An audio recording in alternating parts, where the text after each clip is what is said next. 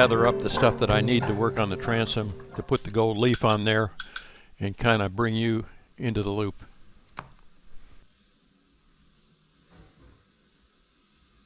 My sources are Hobby Lobby for the spray glue and everything else off of Amazon. So, noodling around YouTube, I found two really important things about gold leaf. First, there's real and there's fake. The fake isn't bad, but it's made out of copper and some other things, and it's not as bright. Real gold costs 10 times the fake stuff, and it's real flimsy. Obviously, gold is an expensive mineral, and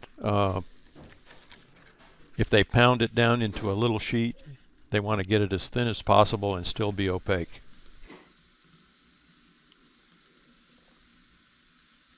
So the third thing I'll mention is that you can get this gold two different ways, either in loose leaf or glued to a backing sheet.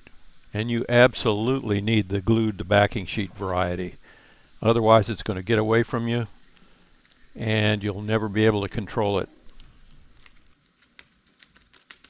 To do my transom lettering project, I bought 2 packages of the gold. One has 10 pieces in it, the other one has 25.